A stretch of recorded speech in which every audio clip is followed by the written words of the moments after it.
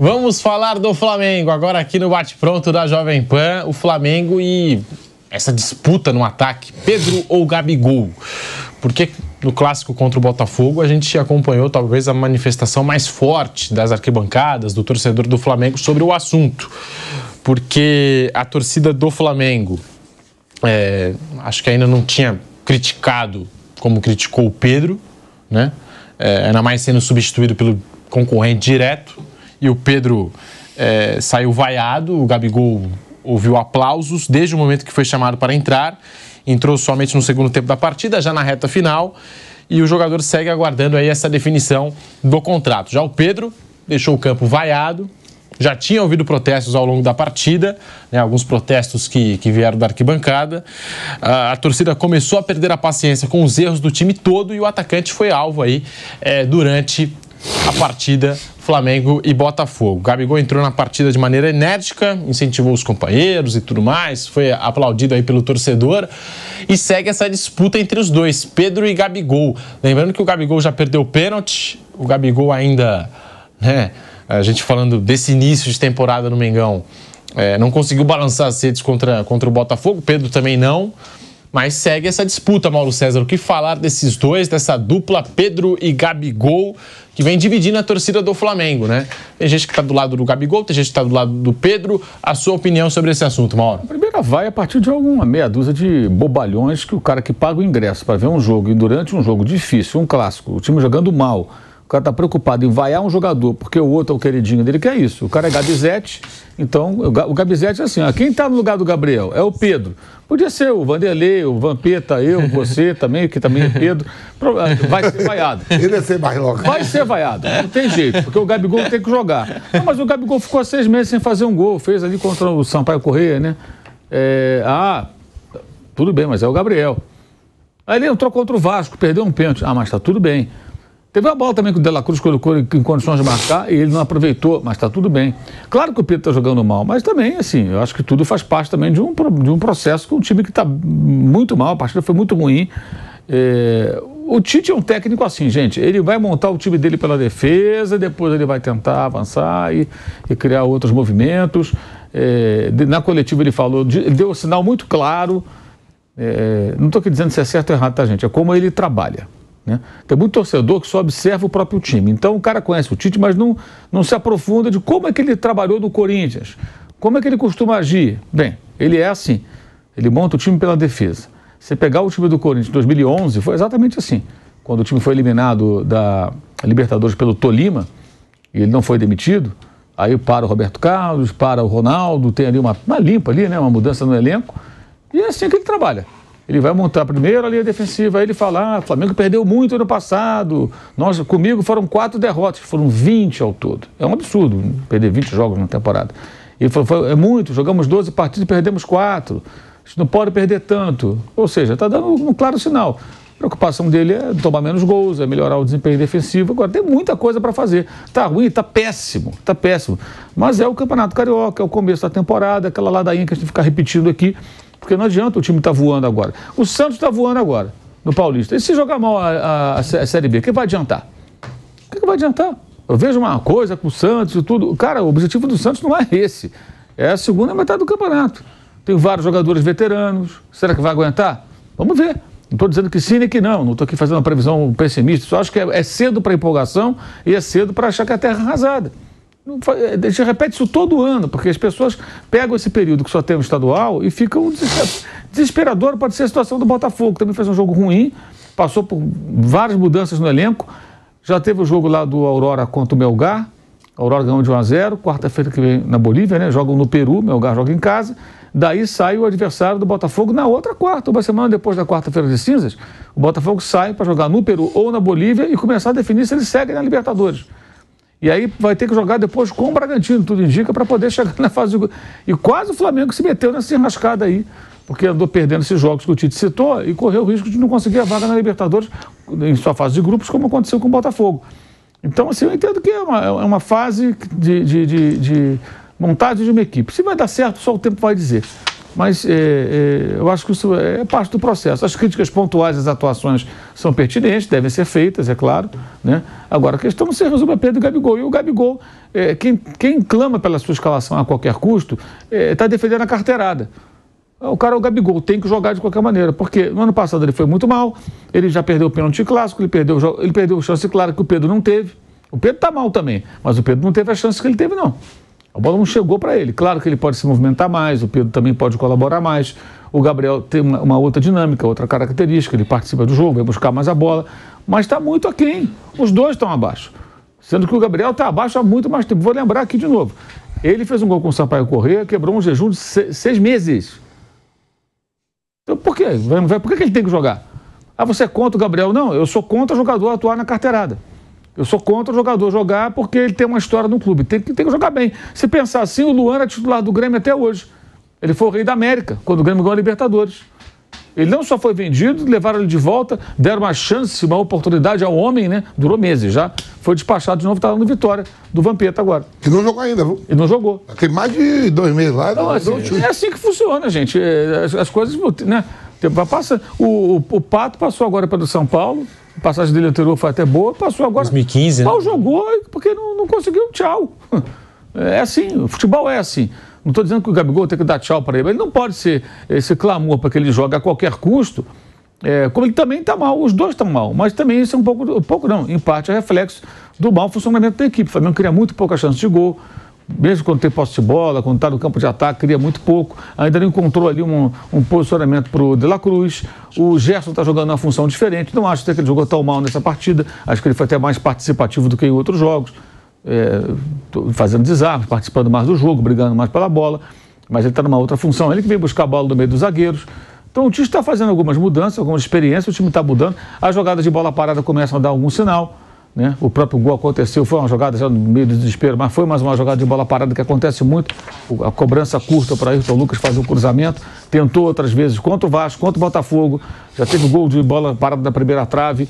Então, assim, algumas coisas já vão acontecendo. Agora, é um processo. É um processo. Também não adiantaria nada o Flamengo dar uma chapuletada no Vasco, no Botafogo, daqui a 3, 4 meses está em uma fase. Assim, é só um começo de temporada. Eu acho que esse frenesi, eu não sei como é que as pessoas conseguem ter conclusões definitivas sobre isso em tão pouco tempo. Em tão pouco tempo. E amanhã o Vinha ficará à disposição do técnico Tite no jogo contra o Volta Redonda às 4 da tarde do Maracanã. As críticas são pertinentes, está jogando mal, tem que falar, a gente fala, critica, só que isso não significa que tudo vai dar errado, que é terra arrasada, que o Tite é uma porcaria, essas bobagens que estão ditas por aí. Isso é besteira. E o Gabriel tem que jogar bem. Quando entrar, entra e joga bem. Joga bem, ele ganha a posição, cara. Se ele entra contra o Vasco, faz o gol que a bola que o De La Cruz deu e bate o pênalti, faz o gol, 2-0, 2 gols dele, ele estava sendo elogiado, o Pedro já ficava no banco. Alguém tem dúvida? Se ele contra o Vasco, aproveita as 2 chances que teve, uma bola rolando e um pênalti, e o Flamengo vence o Vasco, ele já teria sido titular contra o Botafogo, porque o Tite naturalmente fala, bem, o Gabriel entrou, decidiu o jogo, o Pedro não está bem, talvez até o Bruno Henrique pegasse uma carona nessa aí do lugar do Cebolinha, que ele poderia aproveitar o entrosamento dos dois, já que ele claramente está vendo como 2 duplas, né? Cebolinha e Pedro, Gabigol e o Bruno, embora eles tenham entrado nesse jogo em momentos diferentes. O Bruno entrou primeiro, o Gabriel entrou depois. E assim, o Gabriel tem que continuar treinando, trabalhando para recuperar a sua posição. Se fizer, entra amanhã, faz 3 gols, faz gol de bicicleta, faz não sei o que e tal, ele vai ganhar a posição. Aí contra o Bangu na quinta, depois do Carnaval, talvez seja o titular. Não dá é o cara entrar em campo, ele vai ter que jogar porque ele ficou rodando a camisa no final, sacaneando lá os botafoguenses, comemorando com a torcida do Flamengo. Que ele faz muito bem, isso aí é do jogo, é um clássico, você ganhou, tira sarro, brinca, isso aí ele é nota 10. Ele sabe comandar a festa da torcida, ele se insere aquilo e irritar o adversário, eu acho que isso aí é do jogo, da mesma maneira que ele é zoado quando perde também, os caras caem no pé dele e tal, pegam no pé dele. É normal. Mas foi o único momento que ele apareceu, mas na quarta-feira foi esse aí, que até que ele jogou pouco tempo também, já estou com 30 e poucos minutos no jogo. Agora não dá para ter conclusões definitivas. E o cara que paga o ingresso, que vai para o Maracanã, o jogo está difícil, o time não está jogando bem, para vaiar o jogador, pelo amor de Deus, com bola rolando, você vai o jogador com bola rolando, você está 4-0 para o adversário.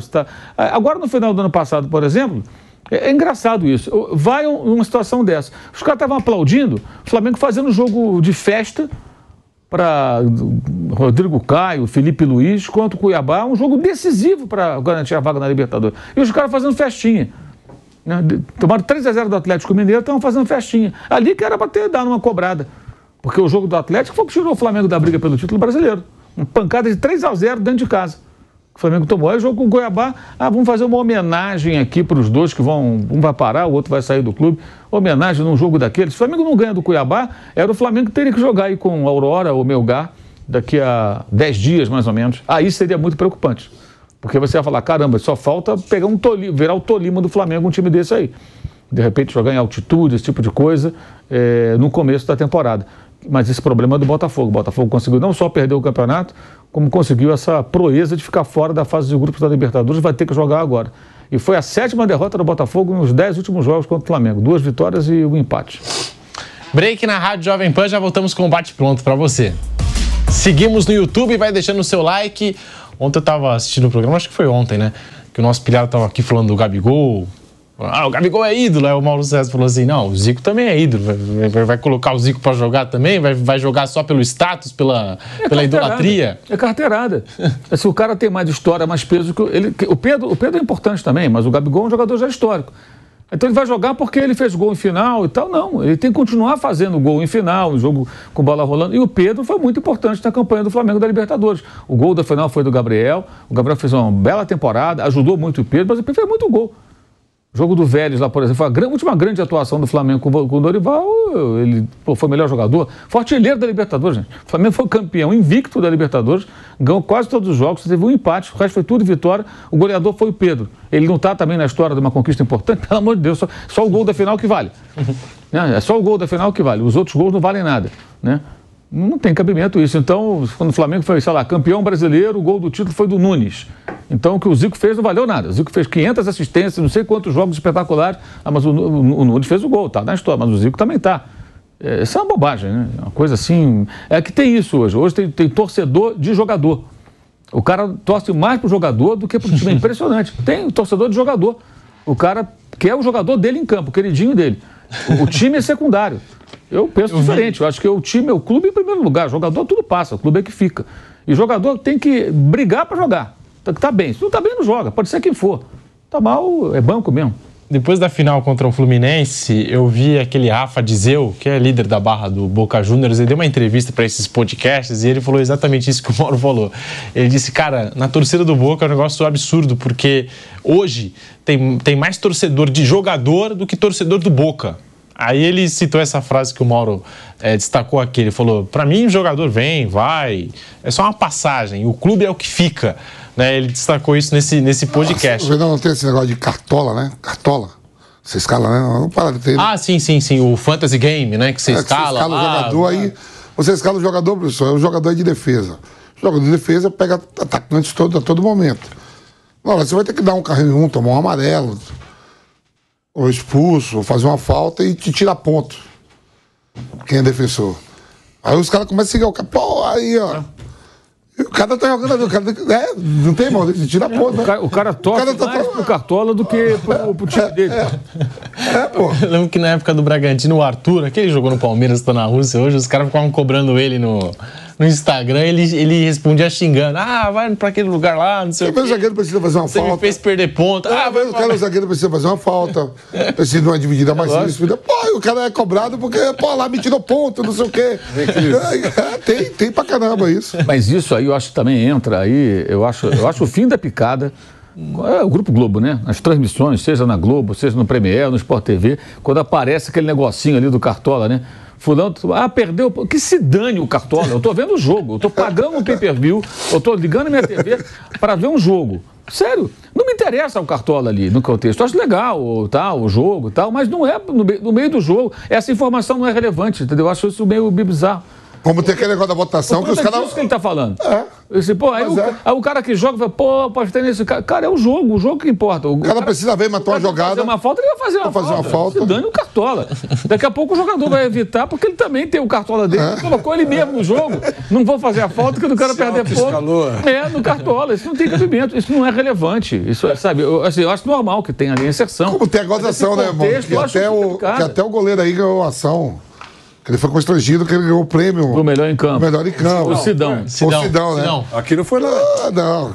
Ali faltou sensibilidade, porque foi uma zoeira da torcida, tinha falhado. Sim, mas... Não, e tem até hoje a zoeira da sensibilidade de quem selecionou. Na hora que definiu, alguém tinha que falar assim, não vamos dar o prêmio. Porque aqui tem sacanagem. O rapaz foi mal, vamos dar para quem o prêmio? Aí dá uma caneta, uma carteirada do chefe, não, vai dar o cartão o prêmio para quem a equipe escolher. Escolhe, vai falar no ponto, escolhe vocês aí. Perfeito. Acabou, ponto final. E explica. Olha, houve uma brincadeira aqui na internet contra o rapaz, a pessoa vontade de perceber o que era uma maldade. A gente não vai. Não vamos constranger o rapaz. E você acha que parou? Até hoje tem. Sim, mas eles mudaram o regulamento. Mudou o regulamento. Mas até hoje tem o cara que tá no banco e nem joga. Por exemplo, o Luan. O Luan, onde tá? O Luan é o melhor jogador em campo. O cara já exclui isso. Porque não dá, porque aí o anonimato permite esse tipo de o pessoal faz ali uma corrente. O constrangimento, o anonimato. E agora, no momento que você vai fazer um negócio oficial, você pode até fazer esse comentário. Olha, é uma brincadeira, o pessoal brinca, porque lamentavelmente ele não foi bem, mas o segundo lugar é o Vampeta que jogou, é ele que leva. Porque você não pode endossar isso, expõe o cara lá, isso ficou muito chato naquela época, eu lembro. Ele ganhou na justiça. O filho do garoto chorando, sabe? É uma coisa que realmente não foi legal.